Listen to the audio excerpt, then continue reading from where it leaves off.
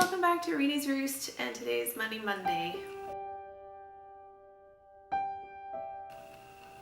So we started the Dave Ramsey program back in May, really using a budget and trying the cash envelope system and all that fun stuff. And in the start of June, I took a trip to Toronto to visit family and friends. We lived there for 10 years prior to moving out here to BC, and so I wanted to see how I would do living quote-unquote frugally while traveling. Now, it's not a true like vacation trip. I was staying with my in-laws, so room and board were basically covered, so it wasn't like truly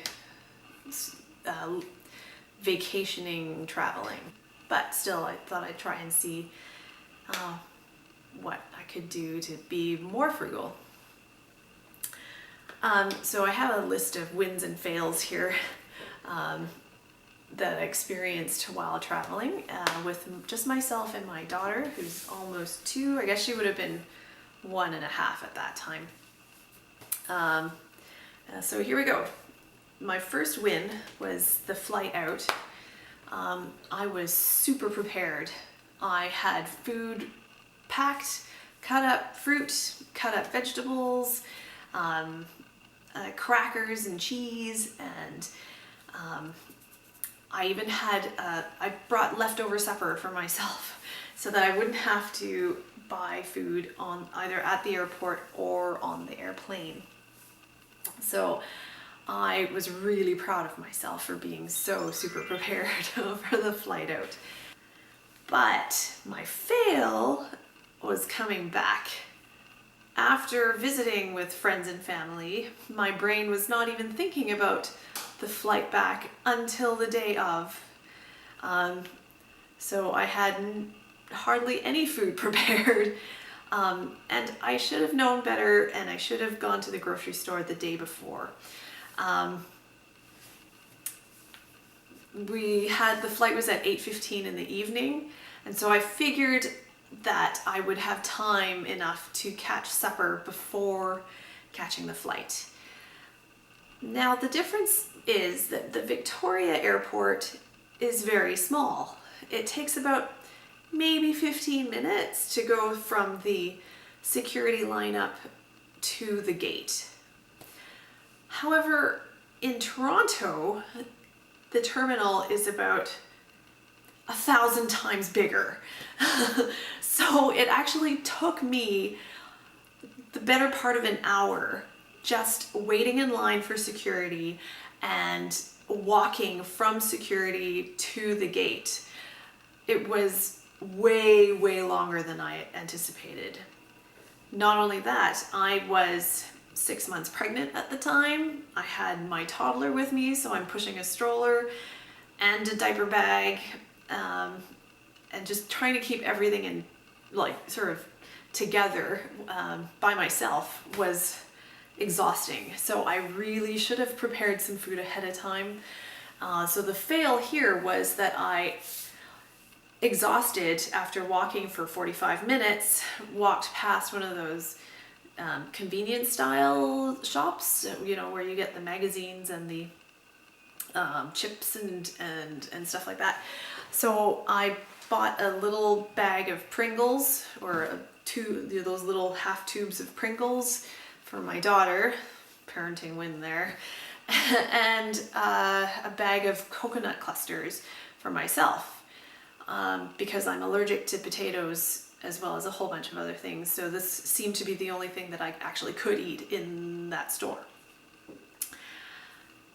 The total for that came to $10 for a half tube of Pringles and a small bag of coconut clusters. I paid $10. I felt so ripped off and such a failure. But I swallowed my pride. It was 8:15, or 7:30, I guess, by that point, and I hadn't eaten at all, so I was cranky and pregnant, so I just needed the calories and nutrition just to get me through the evening. So I swallowed my pride and I bought it, but I was not a happy camper for it. During my visit, well, again, like I said, I wasn't traveling by myself. I was staying with my in-laws, and I was, visiting with plenty of friends and family. So that made that part a lot easier. I didn't have to think about room and board. But the pro, I guess, of visiting with friends and family is you get a lot of hand-me-downs and gifts. So we got a lot of stuff for my daughter during that time. My best friend has another little girl who's 8 months older than Mari, so she gave us all her 2T and sized 4 or 5 shoes that she had, so that I could just bring that home with me. So Mari got a good summer wardrobe out of that. And not only that, we visited my favorite used kids clothing store called Barely Used, and I'll leave the link for you in the description box below because it's really worth a visit. It's north of Toronto, up in Whitby, and they have it when you go at a good time. They really do have the best selection and the best quality of clothes and shoes, and they have a section of new stuff as well, with like cloth diapers, toys, like good quality Melissa and Doug stuff, Aiden and Aeneas, I think that's how you say it, the swaddle blankets and organic sleep sacks and stuff like that. So they have a lot of that stuff as well. But then you walk past that and you go into the not the consignment area, but the used clothing area, and it's really fantastic. Aisles of clothes for kids newborn to, I believe, about age 13. Yeah, so it's worth it. I think I paid $30 worth of stuff, and when I went home and I sort of price compared if I had bought similar stuff new, I would have paid over $130. So I was really pleased with that. Now, with all the hand-me-downs and the visiting and stuff, I was still prone to impulse spending. Again, I'm still new to the Dave Ramsey system at this point, and so learning to keep my habits in check was not the easiest, and so I did end up going out for a lot of coffees with friends, which I did more than I should have. I think every time I pulled out some money for coffee and stuff, I was like, I really shouldn't be doing this. I really shouldn't be doing this. I really shouldn't be doing this. And unfortunately, with my allergies, like I mentioned before, I'm also allergic to coffee.